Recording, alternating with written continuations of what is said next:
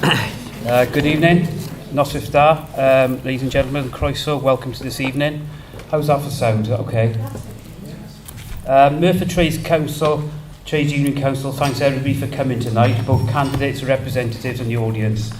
Just a few ground rules before we start and I'll introduce myself. My name is Mark Morris, I'm a member of the Merthyr Trades Council and I'm honoured to be tonight's chairperson here. I do not live in Merthyr and Rumney constituency, so whoever is elected from the 6 nominees will not be my assembly member. Tonight's event will be filmed by our local photographer there, and he'll be putting that on social media in due course. If a member of the audience later wishes their identity to be withheld, then please see the photographer there. The seating allocation on the top table was randomly selected earlier on, and we are still waiting for the Green candidate who will have to sit on the end if they arrive. Since Merthyr Trades Council are tonight's host, no member of the Trades Council will be asking any questions, and the questions will be put into the sealed box there. At the end of the evening, to try and support the Trades Council, there'll be a voluntary collection on the exits that help to pay for tonight's rental of the hall. The first session will start with each candidate representative speaking for up to 5 minutes on why they would be the best assembly member for Merthyr, Tydfil and Rumney. You'll see the ballot boxes by my side there. Anybody in the audience who's able to put a question in there, and I'll pick the questions up from there as we go along. We'll have a brief pause after the candidates introduce themselves. I'll pick out the first question and we'll go with that question. I'll ask the person to speak, stand and speak. We'll then go through the candidates, whichever way I choose to do it, and they'll get 2 minutes to speak. Over there on my right is Tina. She'll be ringing the bell at the end of the time allotted. And she's got some warning signs there for people. Right, well, really, can I just ask for a nice orderly debate, make it easy as possible for myself and the candidates here. Going by the general election hustings, we've probably got time for about 2, maybe 3 questions. And if we're running out of time towards the end, I might speed up the time allotted to sort of 1 minute or something. I'm sure the candidates will be happy to speak to individuals after the debate. So if you have asked a question, there's no right to reply to that. Let's just move on to get on to the next candidate to keep it fair as we can. I hope we have a very informative and interesting evening. Please enjoy.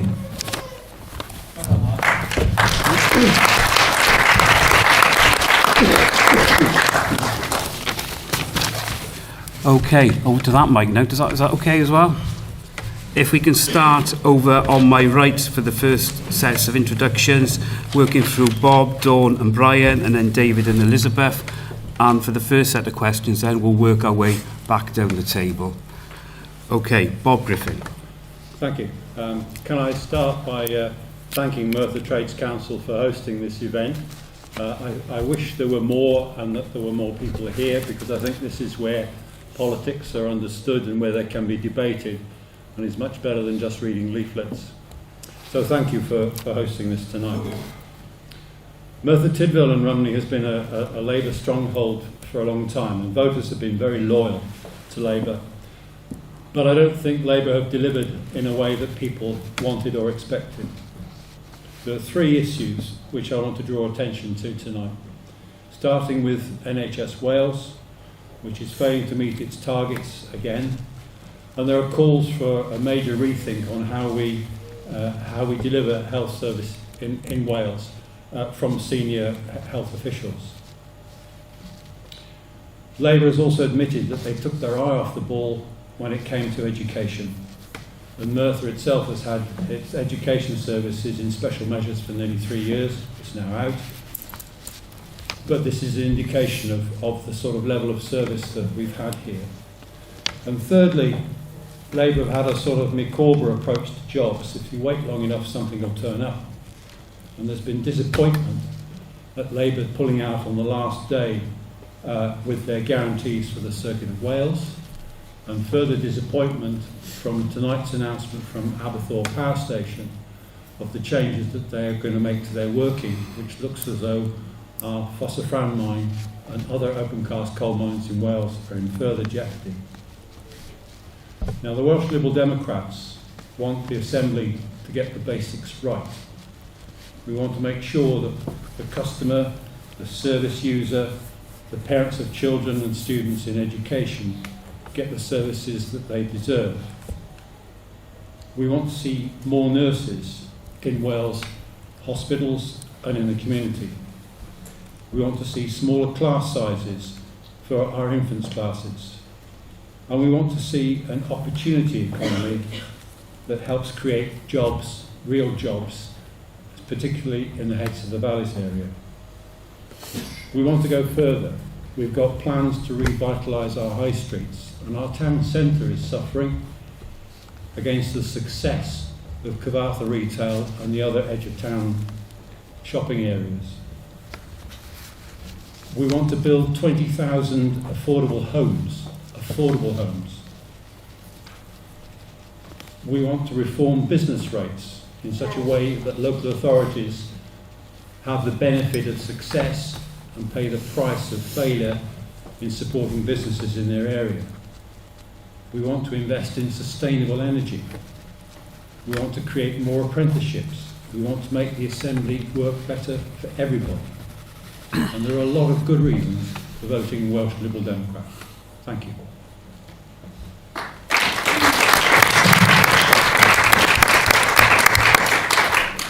Next up, Dawn. Yeah, thank you. And for those of you that I haven't met yet, I'm Dawn Bowden and I'm the Welsh Labour candidate.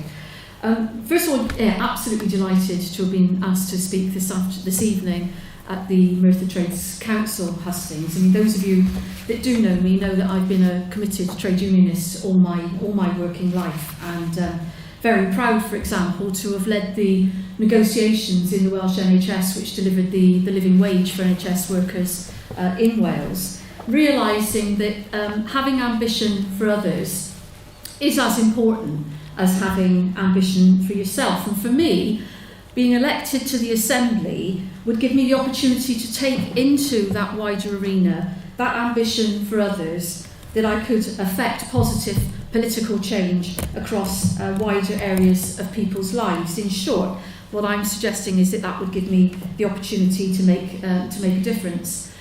Like many of you in this room, I was brought up in a very ordinary working class family, working class background, where I learned the values of social justice, fairness and equality, values that became the bedrock of my political belief. And although it was my work in the trade union movement that encouraged my political activism, it was the divisive policies of the Thatcher government of the 80s that actually politicised me. I still remember vividly the decimation of our industrialised areas, including the South Wales valleys, that have never fully recovered. I still remember the attacks on the trade union movement and the politically engineered miners' strike that so damaged our communities here in South Wales.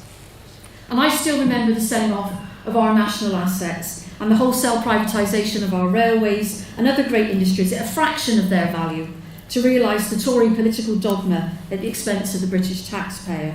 And today, in 2016, I see very little change from that political dogma of the 1980s. Certainly I've lost count of the number of people that I've spoken to on the doorsteps in recent weeks saying that they see, particularly in relation to the steel industry, that Cameron is basically just finishing the job that Thatcher started in the 80s. Having said that, we've got to look forward, and the National Assembly for Wales is a very new institution. It was only established in 1999, so it was very, very young, but it has matured.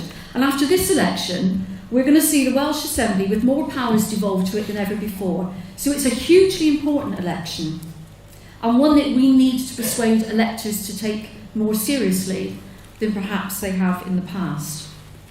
So despite seeing a 1.3 billion cut to Welsh Government budget since 2010, I'm incredibly proud of what Welsh Labour has delivered in government in the last 5 years. A stronger NHS, record investment in health and social care, with spending 7% higher than in England. More patients treated than ever before. Over 90% of patients saying that they have received good treatment.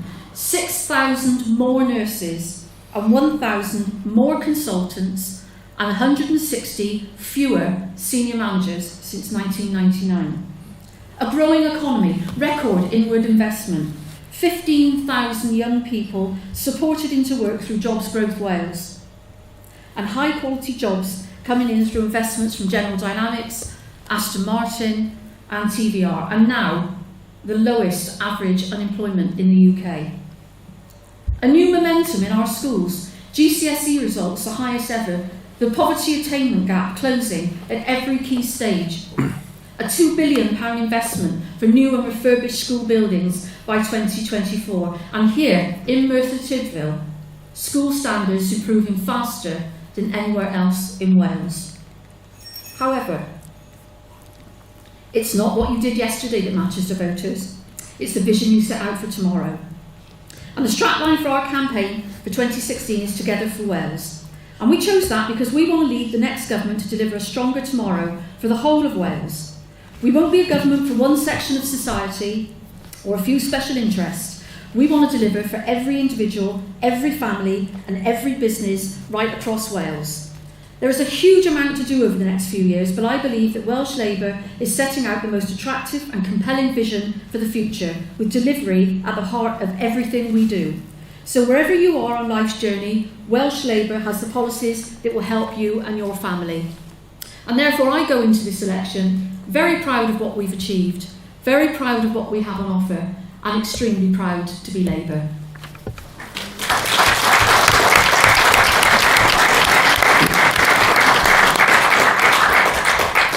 Thank you. Next we have Brian. Hi, good evening to you all. I would like to thank the Merthyr Tydfil Trades Council for their kind invitation to these hustings. For those who know me from my days with the council, I still hold my membership of Unison as a retired member after 33 years in the Libraries Department. I have long held the opinion and remain fully committed to standing up for workers' rights and campaigning to save jobs and the jobs of workers throughout both the private and public sector. I have stood shoulder to shoulder with the workers and the people of communities on the picket lines outside the famous Triang factory, the Merthyr Vale and Trearis deep navigation pits, council offices and places of work with the council, and more recently the Remploy factory in Merthyr. My roots are firmly in this town, having lived and worked all my life in the area. I first became involved with Plaid Cymru in 1971. I believe the political subscription to the Labour Party within the trade union movement should be abolished, and the union should be independent and not politically affiliated to any party or organisation. The political levy fund should only be used to fight the workers' corner, whoever forms the government in London, not to prop up the Labour Party. I make no apologies for saying this, and neither do I have any qualms when it comes to where the loyalties of the Labour Party truly lie. As you are no doubt aware, Labour lost that general election in 2010 and the Tories then gained power. Labour did, however, have the opportunity to form a rainbow coalition with other parties in the Westminster Parliament because no party had an overall majority. Instead of putting the mess which they presided over with the collapse of the banks right, they turned down the chance to form a coalition and turned their backs on the people of this country and allowed the Tories to form the first of Cameron's governments. Of course, they were not content with just letting the Tories into power. They actually voted with the Tories for the lobbies of Westminster in passing the Tory Chancellor George Osborne's government's new Charter for Budget Responsibility, which is the vehicle that started the cutbacks to the welfare budget. The austerity project is a failed policy which the Tories are inflicting on the people of Wales and throughout Britain. I say, what party which is supposedly so vehemently opposed to the Conservative Party and its way of thinking would allow this to happen? If ever proof was needed, it is in the stand taken by Labour when they voted with the Tories over the issue of the Trident nuclear submarines, when they refused to back a motion by the SNP and Plaid Cymru to scrap this obscene waste of some £187 billion when the country's infrastructure has fallen apart. And what of the Labour Party in the Welsh Assembly government? 17 years of falling standards in the Welsh NHS, the education system and the economy of Wales. In one shocking statistic, there are presently 12,200 young people aged 16 to 18 year olds across Wales, one in every 10 that are not in education, employment or training. We in Plaid Cymru in government will guarantee jobs for returning students who are under 25 years old, who graduated by means of a job guarantee in identifying jobs, education or training for those searching for work. In a Plaid Cymru government in the Assembly, we would maintain the current maintenance grant system for students providing assistance to pay upfront cost of living. In this Welsh Assembly on May the 5th, people have the opportunity to elect a new Assembly member and a new Welsh Government. My party, Plaid Cymru, the Party of Wales, has 3 major ambitions and 9 reasons to elect a Plaid Cymru Government, namely, a well Wales, cure and care NHS, establish a national commitment on cancer, 28 days diagnosis guarantee. 2, cut waiting times in our hospitals by investing in an additional 1,000 doctors and 5,000 nurses. 3, abolish home care charges for the elderly and people with dementia. A well-educated Wales, cradle to career education. 4, free universal preschool care for children from 3 years of age. 5, a national premium for teachers. 6, pay off the £18,000 worth of debt for graduates who work in Wales and create 50,000 new apprenticeships. A wealthier Wales, building our economic engine. 7, major investment in our infrastructure, transport, energy and green initiatives. 8, a Welsh Development Agency for the 21st century. 9, cut business rates, helping 90,000 small medium enterprises which make up 98% of all our businesses in Wales.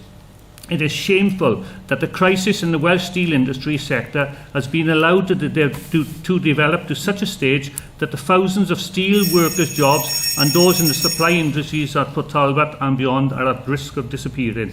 It would be an immense honour to represent you and this historic constituency in the Welsh Assembly. Thank you very much.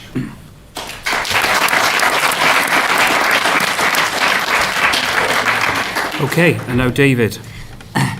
Right, my name's Dave Rowlands. I was born in the mining village of Argyll, not very far away.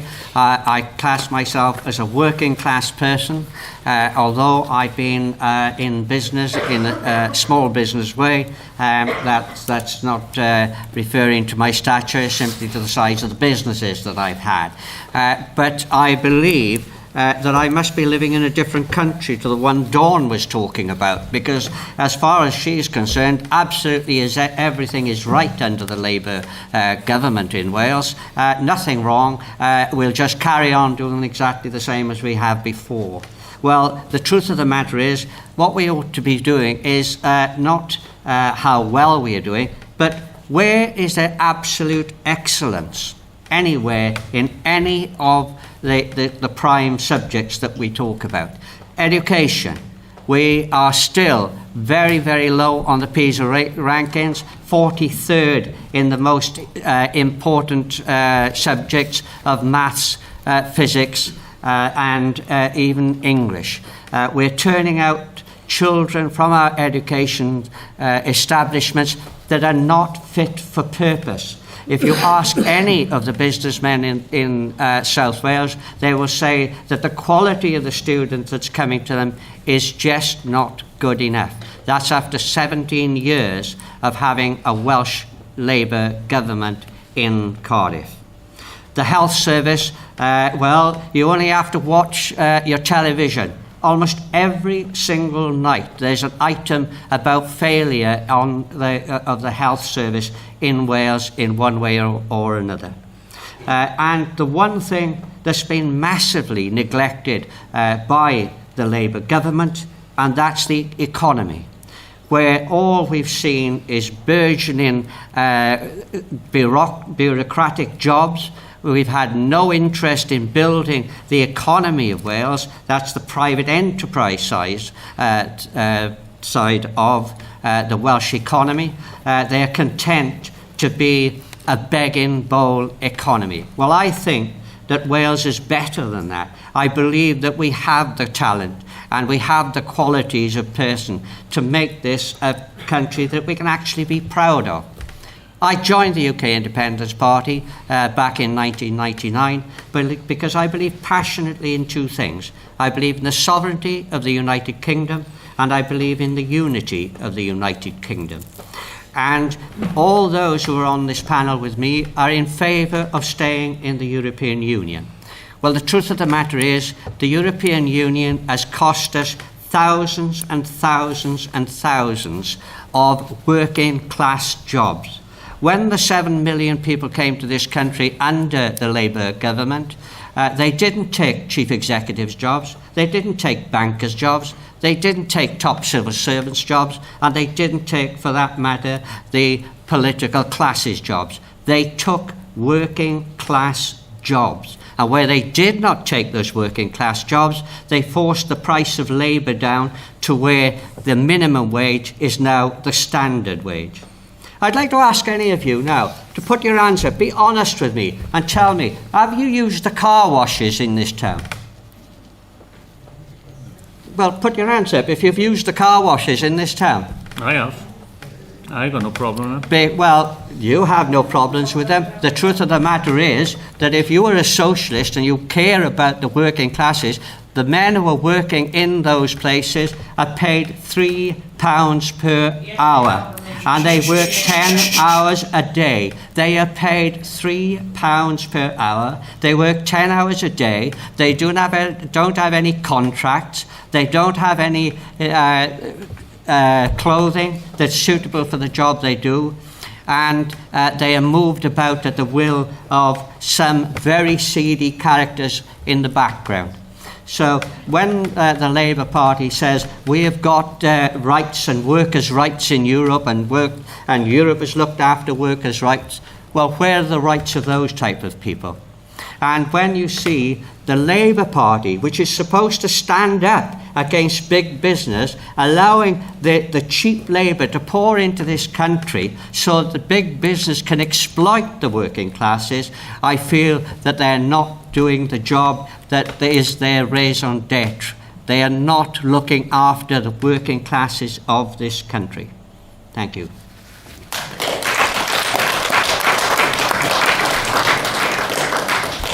And finally, Elizabeth.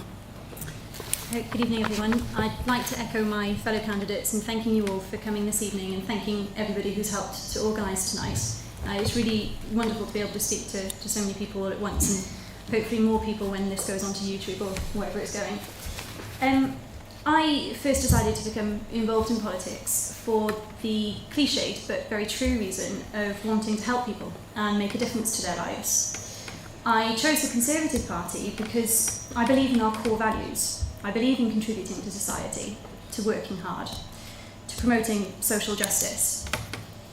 I've done quite a few of these hustings now, and I've really started to notice a theme running through them. Sort of the same lines being taken by the Labour Party and other parties, that somehow cuts to the budgets at the hands of the Tory government are to blame for all of the problems that Wales is facing today. We heard it mentioned by Dawn just a few minutes ago that the Tories have cut the budget.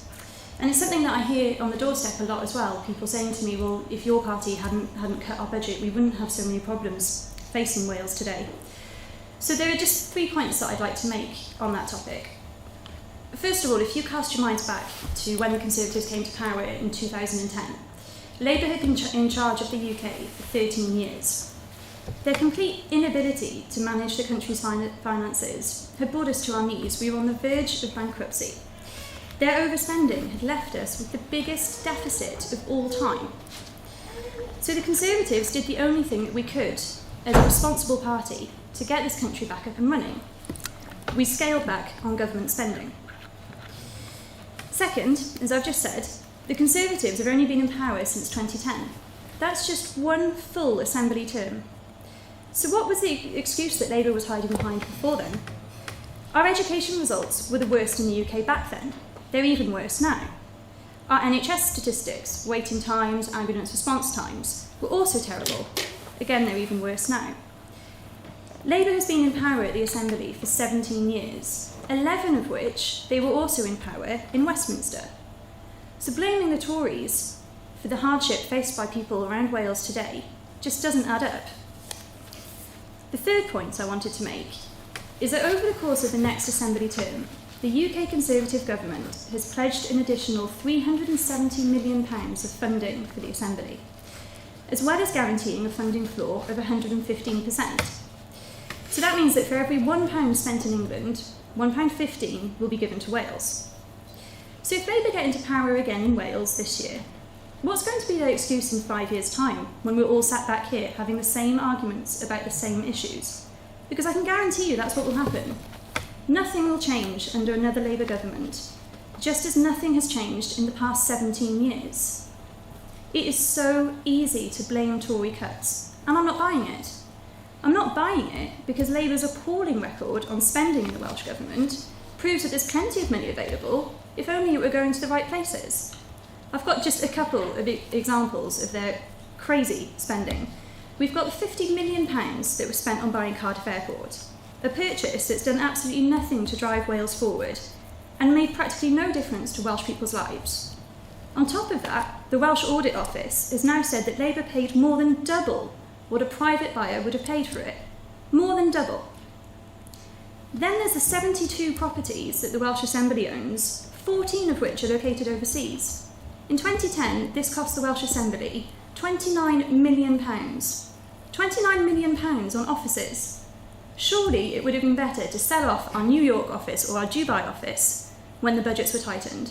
But apparently not. According to Labour, it was easier to just cut the NHS budget. Final example of Labour's complete lack of regard for public funds. The scandal of how they sold off public land at a fraction of what it was worth. Let's just take one example of that. A plot of land in Lisbon was sold for £1.2 million when its actual value for housing was £39 million. That's £37.8 million of your money literally thrown away. So blaming budget for the problems that we've got today just doesn't add up. Just want to look very quickly at what the Conservatives in power at Westminster have actually done for Wales in just 6 short years. We've seen £125 million invested in the electrification of the Valley's lines, transforming the Valley's communities. Every single year, the Conservatives have increased the personal tax allowance. Since 2010, that means that 167,000 people in Wales now don't pay any income tax at all. We've seen the Cardiff City deal confirmed, which Merthyr Tydfil has signed up for. And we've seen the broadband connection grants extended. We're the only party offering real change for Wales, so please use your vote wisely. Thank you.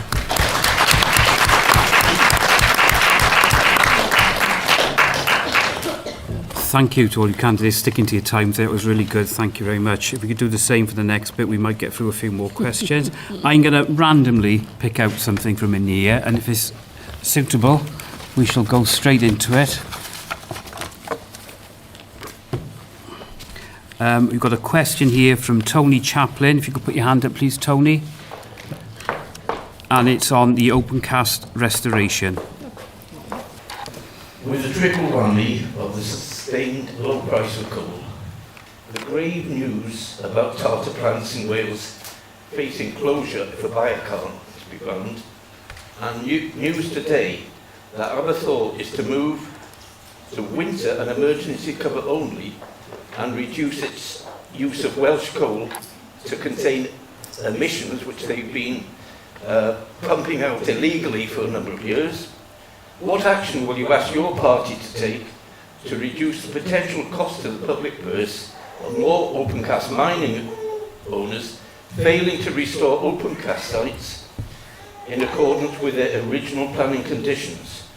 This is of particular concern in this constituency, with one active opencast mine, a second granted planning but yet to start, and the third going to appeal against the decision to refuse it. Thank you very much, Tony, for that question. We're going to go in reverse order to what we just did, so with Elizabeth to start. That's a really good question. I think the topic of opencast mining is obviously really difficult, particularly in this area. The news this morning that came out is very worrying. It leads to more redundancies, more job losses. We seriously need to look at what we're going to do. We've already got very high unemployment here. We've already got very low wages. More unemployment is going to lead to a real sort of crisis situation more than it is now. What we need to be looking at, and what my party would be looking at, is mitigation strategies. Anybody who's involved in business knows how important it is to carry out risk management. We need to be looking at what the highest risks are for this area. So is it the open cast miners closing? Is it more redundancies? And we need to be figuring out an actual strategy of what would happen in the worst case scenario. Because all I'm seeing at the moment with any of the crises that we've been facing is sort of knee-jerk reactions. There's no long thought out strategy, there's no future planning, there's no future proofing for our economy. So that's what my party would be doing. We'd be looking seriously at what the biggest risks are for this area and coming up with an actual strategy to future-proof them, so that it's not just something that we're doing now, this month, for this crisis. It's so that any future potential crisis that we could possibly be aware of, we've got a plan for. As I say, planning for that worst-case scenario. Thanks. Thank you, Elizabeth. And now to David. Right, well, under our party's ideas, the people of Merthyr would have decided as to whether that open cast ever went ahead in the first place, because we would give the people who live in the areas that these sort of proposals are being put forward to a referendum on whether they should take place.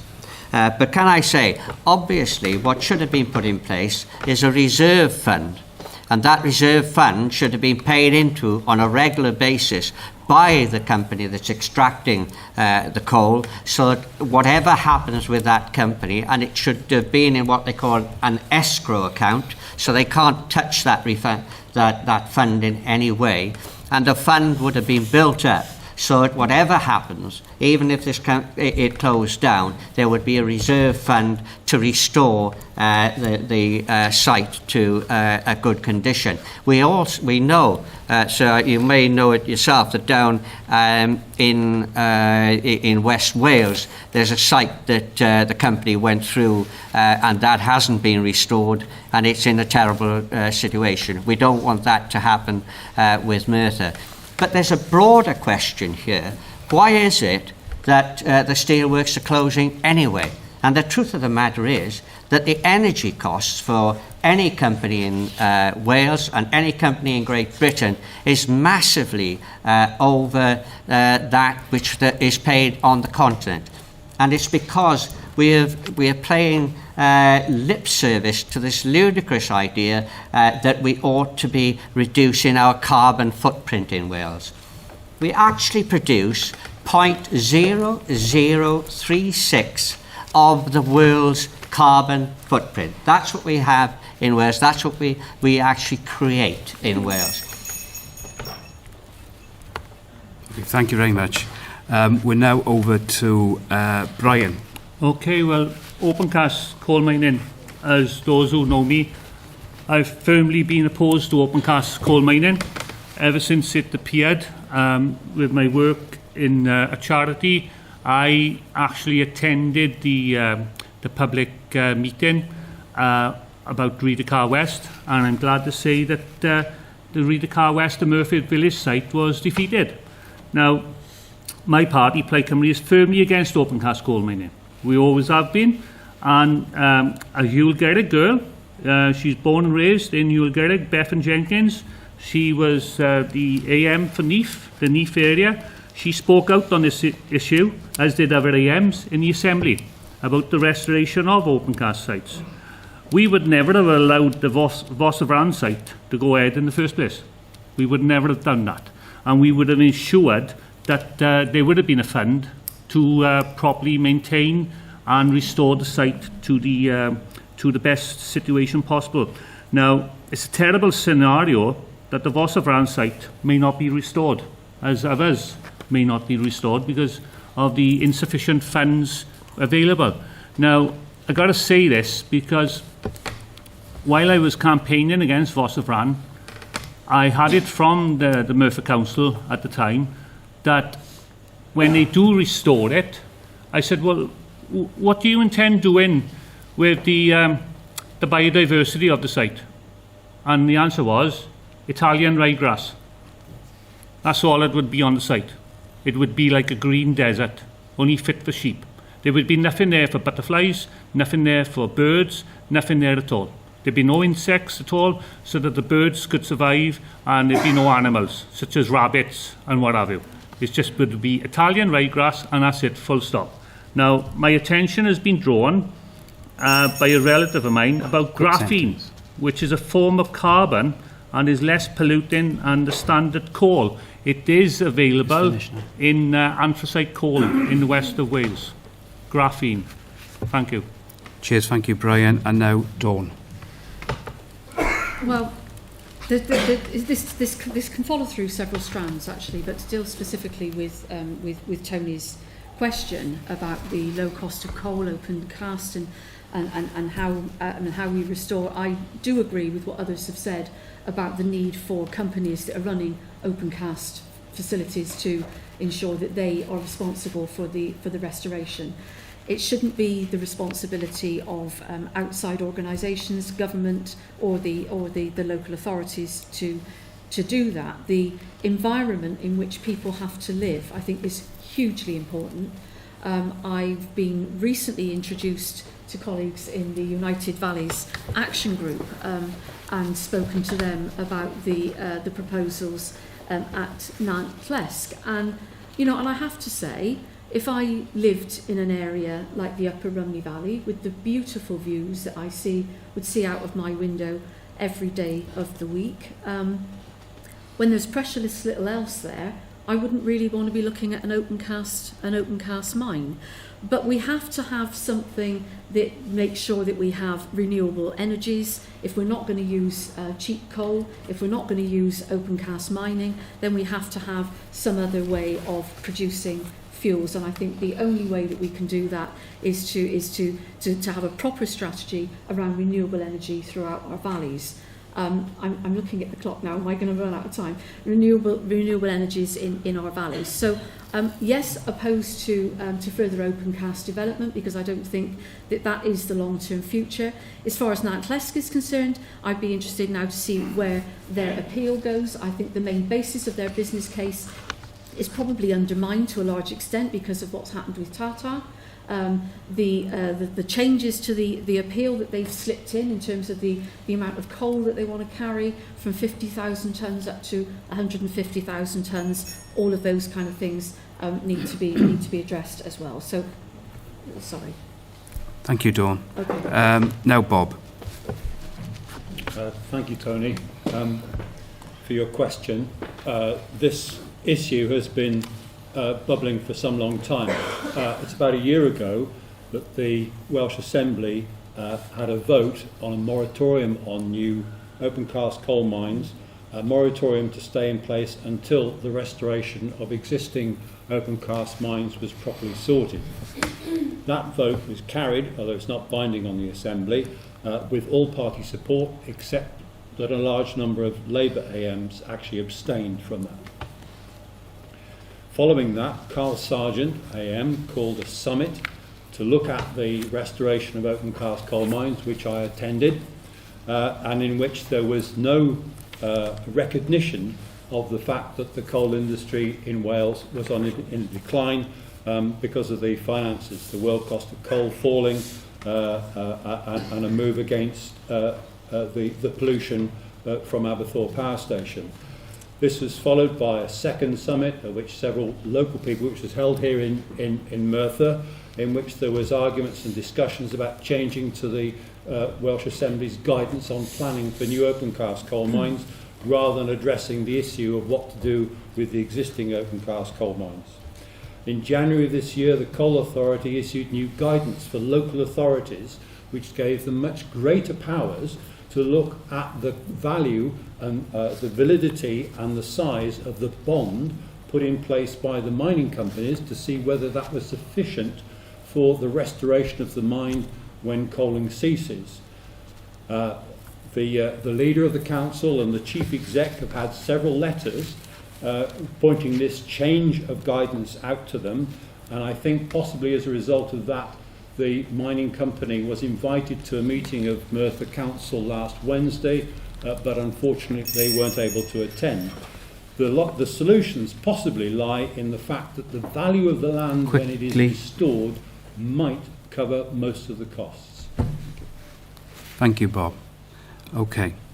I'm going to the second question in a minute. I'm going to go in the order now. I've just gone alphabetically to start with. Dawn, Bob, Brian, Elizabeth, and then David. This question.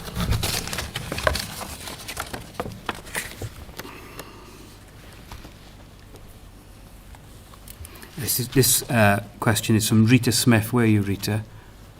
The question is about more help for people working part-time, 0 hours contracts. I'm just wondering that when you're single and over 25, there's no help out there whatsoever. I'm lucky I got a 16-hour job, but it's not certain any overtime. If I do get a bit of help, then there's no help there. No, it gets taken away. And 2 years ago I had a fall, so 5 weeks I was without money. Okay, thank you, Rita. And we'll start with Dawn. Yeah. Sorry, Rita. I'm not entirely sure what your question was. You were asking about. All these part-time jobs that they say, most of them are part-time. Yeah, I'm with you. Yeah. No, I think they should only count jobs when people don't need to have benefits. Yeah. Okay. Yeah. I understand what you're saying now. I mean, totally agree with you. I think that's a key issue around unemployment and what figures we use in terms of jobs that are counted for unemployment. You might recall when we had the general election last year that the Labour Party was one of the parties, I think the only party, that said it would actually outlaw 0 hours contracts if it was elected. Unfortunately, we weren't elected. So all the kind of things that David was talking about was actually something that could have been prevented had we been elected to government last year. The Welsh Government is making great strides in terms of doing away with 0 hours contracts in all Welsh Government positions, public services and all of the contracts that it procures. I think 0 hours contracts, from my perspective, are the scourge of working people. I've got 2 sons of working age who've been the victims of 0 hours contracts, who have had to spend money travelling to get to work, only to be told when they get there there's no work for them and they have to come home, and having spent money on travelling to get there. They're not real jobs. And it is not appropriate when we have companies, multinational companies like Asda, that will take people on 0 hours contracts when they could easily give people proper contracts. Nobody, in my view, should be forced to work for anything less than a living wage, a proper living wage, not the Tory living wage of £7.20 an hour, but a proper living wage, like the living wage that's paid in the NHS, introduced by a Welsh Labour government, of £8.65 an hour as a minimum.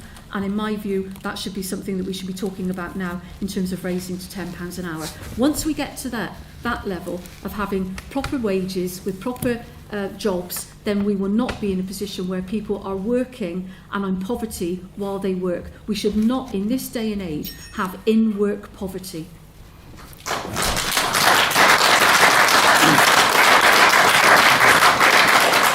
Thank you, Dawn. Now to Bob. I'm largely going to agree with Dawn on this. I dislike and 0 hours contracts. I'm not even sure that they are properly legal, and if they and it is up to the Westminster government, not the Welsh Assembly, to change the legality of it.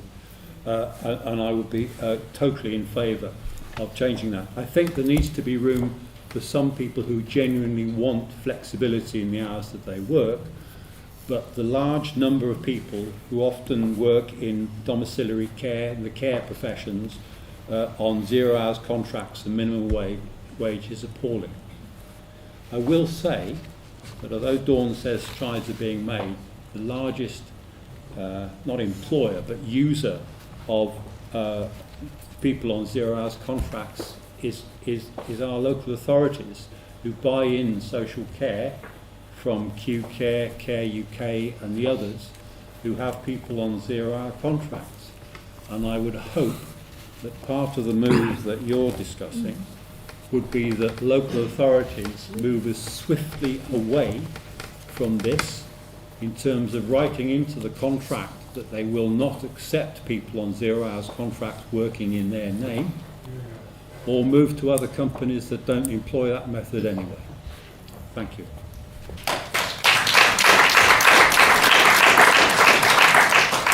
Thank you, Bob, and now to Brian. Well, 0 hour contracts are an terrible indictment on society. We should all appreciate that. It's terrible that the workers in the care industry have to work the hours they do for the pittance they get. I've got personal experience of this because I cared for my mother while she was alive, and she had carers in. And those carers that worked for a certain company, I won't mention the name, they weren't getting a fair share of the money that was due to them. Now, the 0-hour contracts is totally abhorrent to what it should be for the work that they do. It's a tremendous job. I don't know if you're aware of it, but there are 7,000 carers in Merthyr alone. In Rhondda Cynon there's 14,000 carers. Caring for elderly, caring for relatives. Some of these are children, school children, caring for their parents, grandparents. They've got to carry on with their studies. And I think it's terrible that we live in this society as it is. And it's high time it was outlawed. It's in my manifesto. I will vigorously campaign against 0-hour contracts, and I would wish for them to be abolished. Now, I have to say this, and Dawn might not agree with me on this, but in the Assembly, I believe I'm right in saying, the Labour Party AMs did vote against the Plaid Cymru proposal to abolish 0-hour contracts. You voted against it. Labour did. Thank you very much. Thank you, Brian. Elizabeth. One of the key things that we've put forward, the Welsh Conservatives, is removing the unfair age cap that is on so many of the job schemes here in Wales. I think we've all been affected by it. I know when I was looking for work, I became really frustrated at the fact that help stopped as soon as you turn 25. If you look at the age makeup of the population in Wales, that's an incredibly unfair policy. We all need help getting work sometimes, and the fact that so many of these schemes stop sometimes at 21, sometimes at 25, is really genuinely frustrating because everybody deserves the same level of help. So that is really one of our key policies for this year's elections, is that we need to remove these age caps on employment schemes. The simple answer to your question is that we need more full-time jobs created. Of course we do. The way of doing that is to boost the economy, which our economy here in Wales so badly needs. It needs a boost. We've got various things that we would like to introduce in order to be able to do this. We want to remove business rates for small companies. We want to... So I completely lost my train of thought. We're offering employee incentive grants to companies so that they are now creating more 12-month employment placements, in the idea that those would then continue after those 12 months. If a company has employed somebody for 12 months, they tend to be quite reliant on them, and that job would then continue. So that is one of our key policies, as I say. On the topic of 0-hour contracts, yes, they are difficult and they do cause a lot of issues. However, banning them outright would actually cause problems for other people. We've got actors, students, people doing PhDs who actually rely on having 0-hour contracts and are relatively happy with them. So an outright ban isn't the way to go, in my opinion. What we need to do is have more transparency about them, so that companies have to publish how many 0-hour contracts they actually use, so that you aren't getting situations where companies like Asda are profiting out of them. Thank you, Elizabeth. And David. Well, I'm going to try to actually answer your question.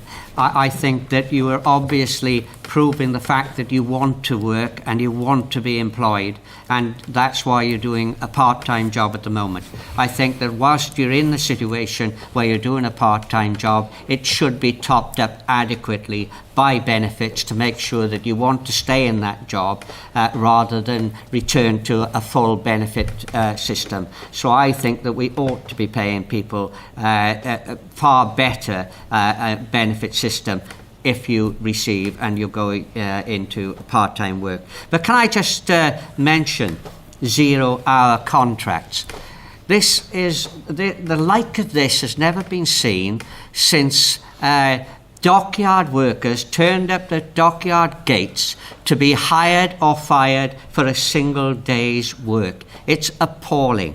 But you will not get rid of it by legislation, because big business always finds a way to circumnavigate any legislation that, even however well-meaning that legislation is, the reason that we have zero-hour contracts is that there is a huge oversupply of cheap, semi-skilled and unskilled labour in the marketplace. And that's because we're allowing mass immigration into this country of people who are not needed.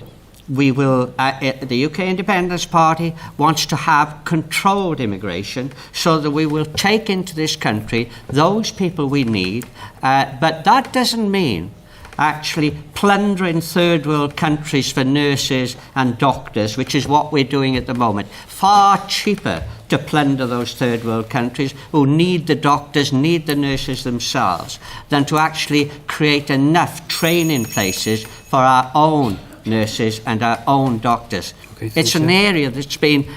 sorry, okay, fine. Cheers, thank you. Thank you.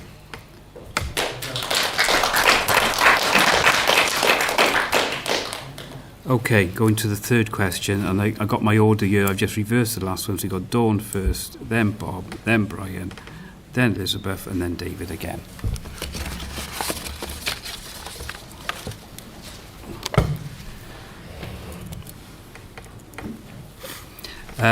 This is a question from Peter Osborne. In 2004, I went to an inquiry into the ambulance service. Why is it still abysmal? Peter, where are you? Yeah. Yeah, Peter, if you'd like to add to that quickly.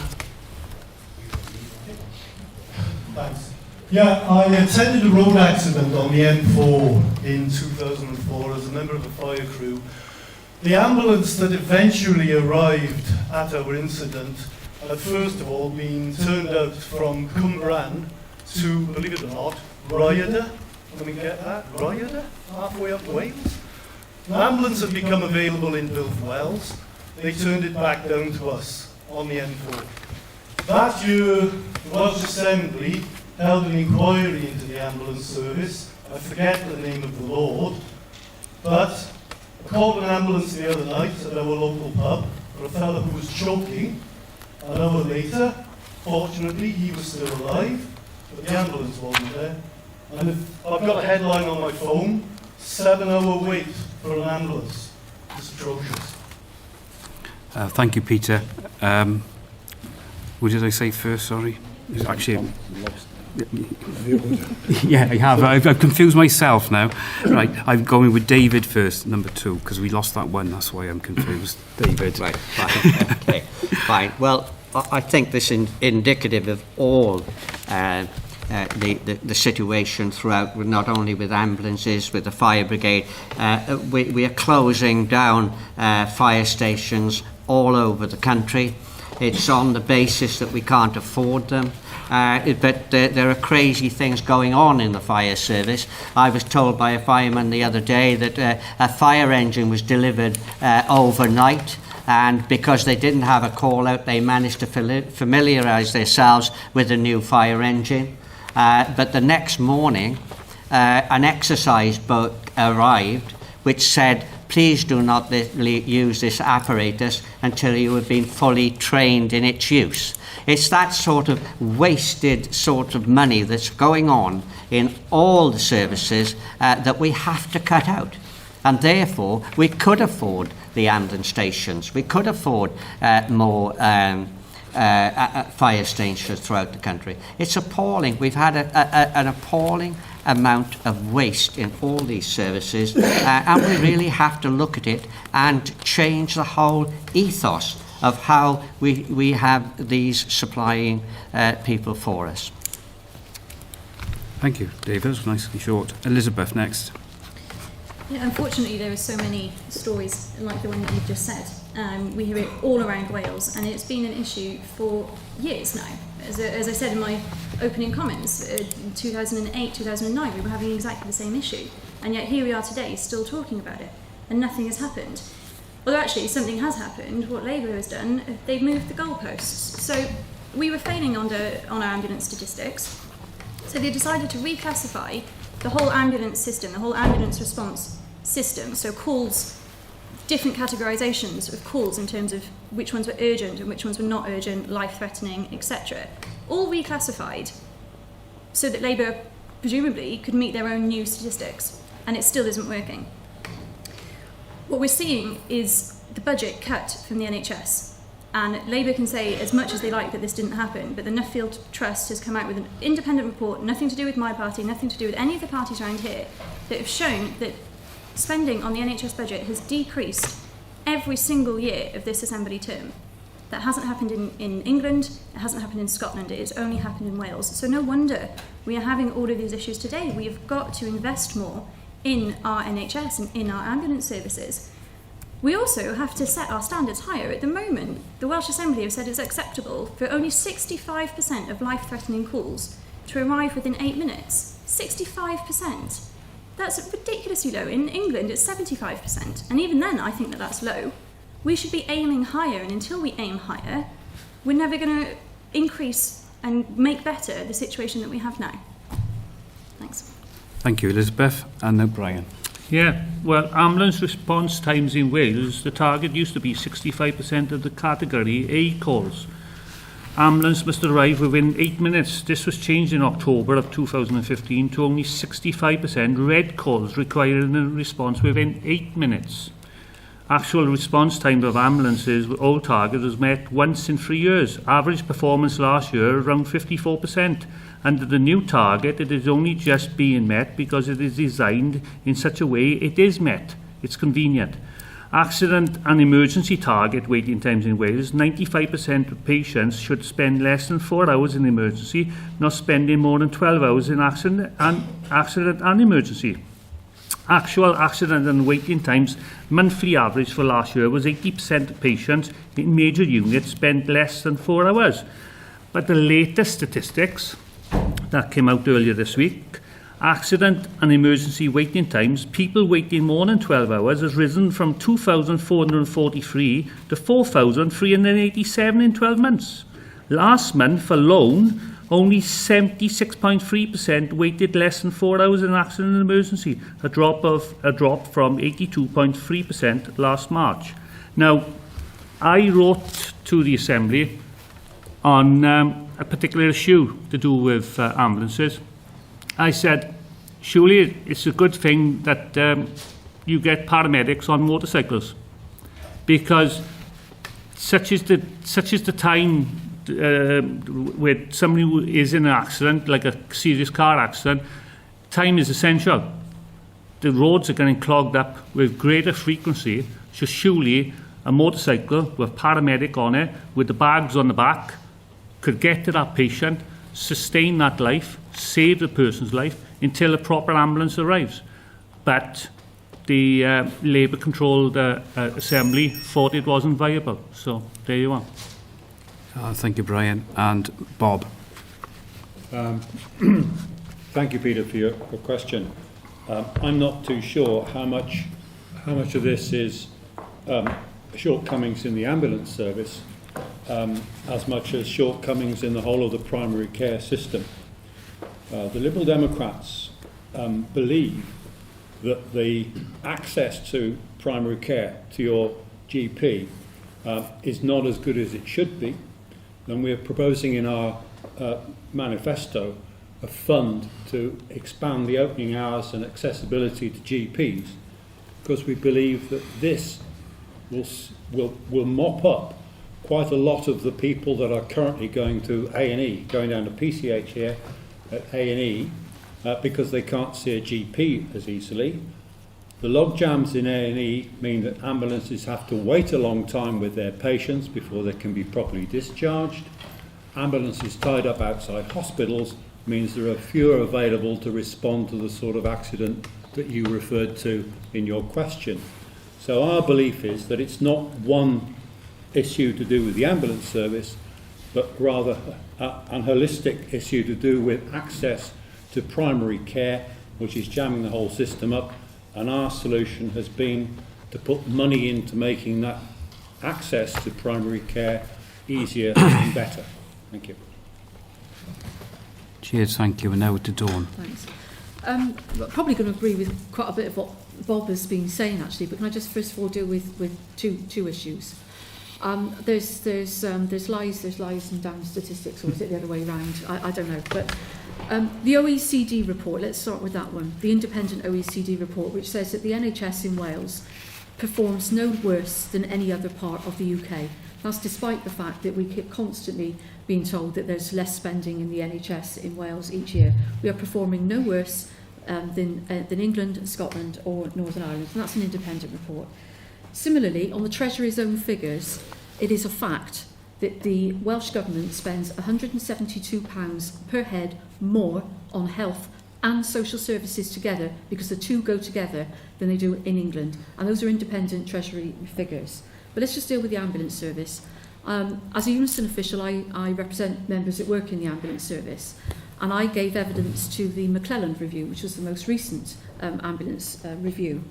And the main Unison evidence that was given at that time was around response times and around the nonsense of the 65% target for all emergency calls. And I say nonsense because this came from the professionals themselves, ambulance professionals themselves, telling us that the response times were a nonsense. When you record the figures, if somebody, when a 999 call comes in, that has to be responded to within 8 minutes, regardless of what the issue is. A 999 call comes in, somebody goes out. If a paramedic or an ambulance is sent out, they reach their target, reach the patient within 7 minutes and 59 seconds, and that patient dies, that's a success, because they've reached their target.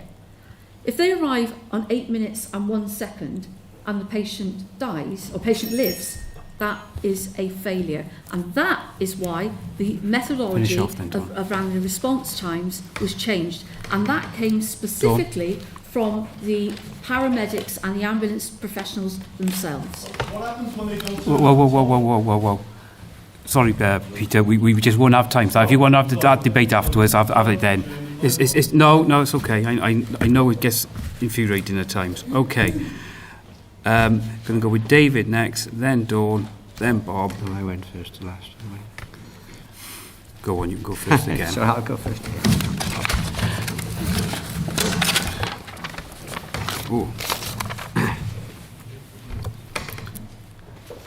We have a question now from Kynwyn Stata, sorry. Do you want to read the question or? I believe that liberal adult education in Wales is under threat from, amongst other things, local government cutbacks. What is your party's policy on adult education funding, and how important do you think it is? Okay. Yes. Okay, so we'll go first with David. Okay, well, our party is for expanding right across the education system the money that we're spending on education. The only thing is that at this moment in time, we think that there's huge wastage in the full education system, if we can look at it in the whole, in that we're sending people to university who do not need to go to university. We believe that there should be a much better vocational setup in Wales so that people are trained in the vocation. For instance, we're sending nurses to hospital at this moment in time. We're sending nurses to university at this present time who have no reason to go there. And what we're saying is that we should go back to something like the old SRNs and SENs, where you have nurses who do different jobs. And what this means, of course, it frees up money for such things as adult education. But if we are wasting it on sending people to university where there's absolutely no need for them to go, then it's taking up a huge amount of the budget. Our whole education system needs a total overhaul because at this moment in time it's failing to deliver to business and to education in all sides of education. It's failing to deliver the right results. Cheers, thank you very much for that. And next, Dawn. Well, a couple of things about that. Well, I mean, firstly, under Welsh Labour, the adult education budgets will be protected and are going to be protected. We're talking about offering a package of student support that's better than that which is offered in England, and that's going to be based hopefully on the recommendations of the Diamond Review. We are looking to develop closer links with universities and schools to strengthen our widening access work, but and creating a new funding body for higher and further education. But if I can just deal specifically with a couple of points that David has made, there are provisions with the NHS for us to train what we currently have as healthcare assistants to become what there would be NVQ level 4 equivalent to SENs, and that is a pathway that they can go through. There is also a pathway where existing healthcare assistants can be fast-tracked in to become qualified nurses, so they don't all have to go to university. And just as a for instance, the Welsh Government has put an extra £18 million in this year to train additional nurses. And I don't accept the argument that the adult education system is failing to deliver for business. One of the key reasons why Aston Martin came to Wales was because the skills base was here. And there were parts of the UK that were offering much more money, better financial packages to attract Aston Martin here. But the whole deal that was being offered by the Welsh Government, including the skills base that we were able to offer, was a key determining factor in bringing them here. And it is only a Welsh Labour government that is protecting the funding for things like the Wales Union Learning Fund, a hugely important piece of funding available in workplaces that can be tapped into by employers and trade unions to deliver basic skills education in the workplace for people that have come out of school without some of the basic skills that they would have had otherwise. Thank you, Dawn. And Bob, please. Thank you. Thank you for the question. Like Dawn, our manifestos, I've forgotten again, sorry. Our manifesto says that we should ring fence the money for adult education because it is so important. I know that when I was a councillor here some years ago, when I first was a councillor here some years ago, the adult education in Merthyr Tydfil was used, surprisingly, largely by a number of retired people.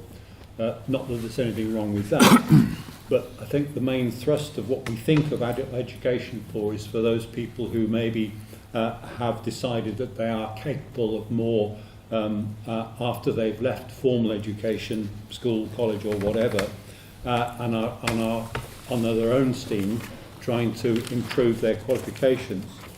My own eldest daughter left college 7 years ago, having qualified as a beautician, has now decided or been persuaded, not quite sure, that she is capable of greater academic achievement. She's gone back to college. She's doing 2 A-levels with the objective of moving into some form of accountancy work at the end of it. And that's what I think an awful lot of us think of adult education as being about. Somebody having a second chance at taking on a more academic aspect to their career. And I believe it is utterly important, and that's why our manifesto ring fences the funding for it. Thank you. Okay, thank you. And now Elizabeth.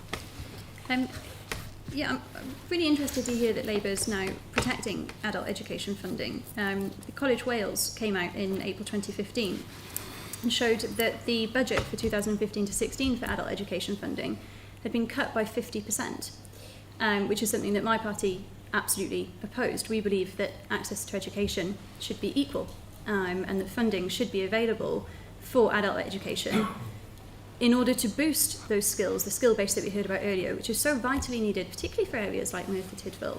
We need to be diversifying. We need to make sure that all of our population has the skills necessary to attract big businesses, businesses that are stable, that will bring more jobs with them. So we really, really firmly believe in adult education. And linked to this is our focus on vocational skills. We want to move away from the traditional view that only academic skills are important. We really feel that vocational skills are incredibly important for Wales. Somebody who wants to become a plumber should have just as much support as somebody who wants to go on to be a professor We really need to be championing vocational skills, and that is a big part of the Conservatives' manifesto. Thanks. Thank you, Elizabeth and Brian. Hi, thank you for the question. I recently attended a meeting with the Merthyr College principal and his deputy, and what became clear to me is that over the last several years there has been cuts in the region of 5 to 10%. That's what was said to me. So let's make no bones about it. There has been cuts for whatever reason. Now, Plaid Cymru's policy is a learning bond. Graduates who live and work in Wales within 5 years after completing their studies will be provided with a write-off of £6,000 per annum for each year of the undergraduate degree.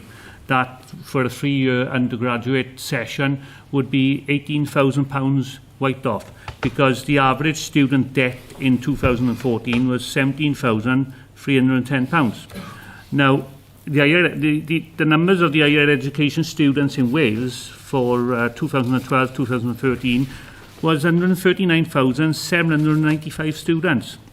Now, by replacing the tuition-free grant system with the learning bond, we would save £100 million in the first year, and a cumulative saving of £235 million by the third year.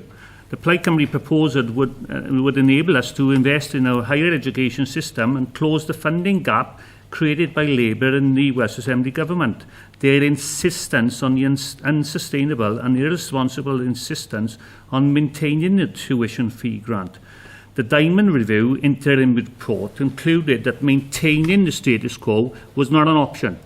Unlike the UK Tory government, we will not put 500,000 students from poorer families in up to £24,600 worth of added debt through scrapping maintenance grants and replacing them with loans. These savings would go to reversing the savage cuts inflicted by Labour in the Assembly on further education colleges. And as I just recently said, Merthyr College did suffer cuts of up to 10%. Oh, thank you, brilliant. Thank you. Okay, I'm going to kick off with Brian again for the next question, followed by Elizabeth. Let's see what we get.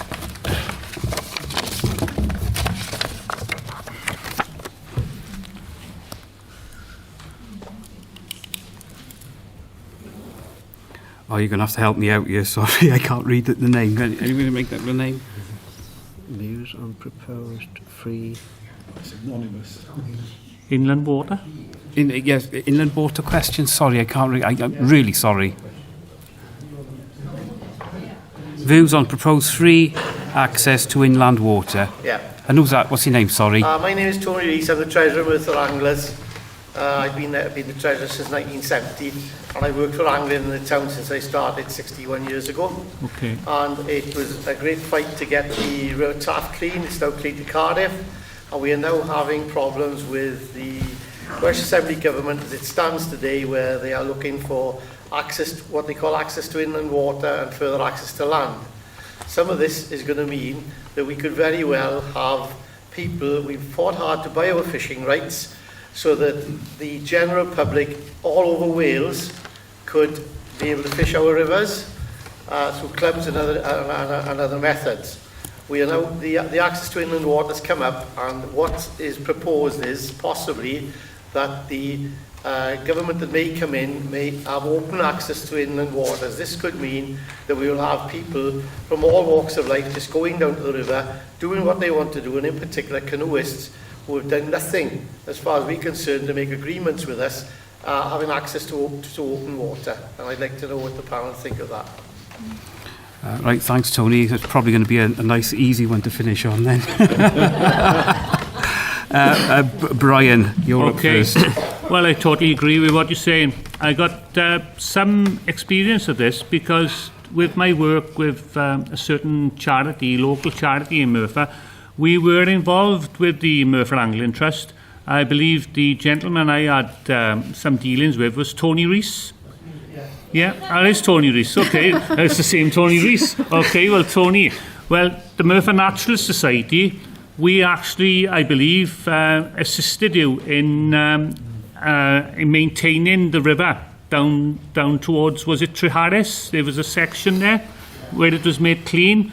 Well, I know of this controversy with the canoeists because they just seem to go everywhere, and it just doesn't seem to be right. I totally agree with what you're saying, and the Assembly should do more to control such activities, because fish can be quite strange creatures, really. They're quite sensitive to disturbance, and any form of disturbance is going to obviously affect your livelihood and your hobby.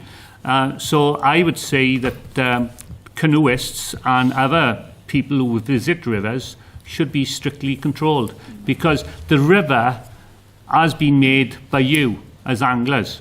You know, I remember the controversy over the lead weights and the birds that were dying from lead poisoning, and now they've been replaced by an alloy which is not toxic, and that's due to people like yourself that's campaigned long and hard to have the lead weight removed, and it makes the river more healthy. And of course the River Taff looks better now than it ever has done. It doesn't run black like it used to now after the coal mines, and thank God we are now seeing herons and otters and every other form of wildlife on the River Taff, and it's great that you've done it. Thank you. Right, cheers, Brian. Elizabeth. Yeah, I'm going to completely agree with everything that Brian's just said, actually. Oh, yeah. Okay. You know, Put an endorsement. No, but it's true. You know, you've worked to get those fishing rights. You've done whatever it takes to get them, and you should be able to keep them, and you shouldn't have to worry about just anybody coming to be able to use the water and destroy the environment that you've worked so hard to create. It is a real danger when we get canoeists, when we get anybody using our water, that it's going to be polluted, that the environment around it is going to be damaged. And we absolutely need to do whatever it is that we can to support you with that, and to make sure that that environment is protected, and that it's protected for the fish and other wildlife that's there. So if I was to become Assembly member for here, I would absolutely support you with that, because it is something that needs help. Right, thank you, Elizabeth. And now David. Well, I understand fishing is the most popular sport in Great Britain, with 5 million anglers active out there, so it'd be a foolish politician who is going to go against their rights. But it's obvious that you pay licenses, you've looked after and nurtured the environment that you fish in, and for people to have free and open access to it, who may damage the environment that you created, is very wrong. And that all the activities really should be looked at and analysed as to how damaging they may be to the environment of the rivers itself. I know one thing, that sea anglers now have to account for the amount of fish they take, because that's something to do with the fishing quotas of the European Union. Absolutely crazy. But there we are. Fine. I'm pretty certain most of us would support you in that, Sri. Okay, thank you, David. And now to Dawn. I think probably most of us would support the premise of your question. I think my thought on that would be where inland waterways have been cleaned up, have been made safer, have been made better for people to go fishing, then we should maintain that clearly. What I would say, however, is that inland waterways, or any waterways, should be available to everyone to use. I mean, they shouldn't be the preserve of any one sport or any one type of activity. I mean, canoeists might say they've got as much right as anglers to be on those waterways. Where I would part company is where they would damage your activity, or where they would damage or pollute the rivers and cause any particular problems. So I think controls would be important. But I think we need to take into account things like the the ever-growing tourism industry in the area, and the use of our waterways as a leisure facility, and not just for canoeing, not just for fishing, but for other leisure and water pursuits. Just some way of making it accessible for everybody without damaging the environment and damaging each other's leisure activities. Thank you, Dawn. And Bob. That's a real tough question for somebody who knows a bit about canoeing and not a lot about fishing. I was around when Di Howard officially opened the fish bypass opposite the Civic Centre in the Taff there. And I appreciate the principle of wanting to provide public access to all our natural resources, but in a managed way. The sort of things that Brecon Beacon tries to do, so that nothing is wrecked, nothing is disturbed, nothing is destroyed. And I take your point about fishing and fish stocks in the Taff being upset and your fishing sport being destroyed by canoeists. I've done a bit of whitewater canoeing, but most of my canoeing has been at sea. I reckon there's lots of places where canoeists can go, but you as a fisherman, I suspect, have got a long-term relationship with your stretch or stretches of river and inland water, so you want to look after it and get to know it. So my feeling is that we should be on your side here and say to the canoeists and other river users, there's probably somewhere else where you can go and enjoy your sport. So I'm on your side on this one.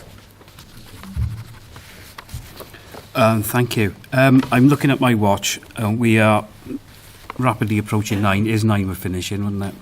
Yeah, so I'm going to leave it at that 5th question there and give my thanks to Elizabeth, David, Brian, Dawn and Bob. Thanks very much for coming. If you'd like to join me in a round of applause.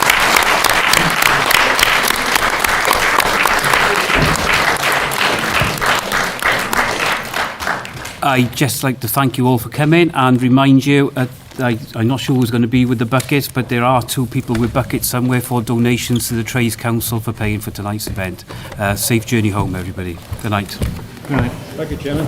Well done, Thank you, sir. Chairman. Thank you very much.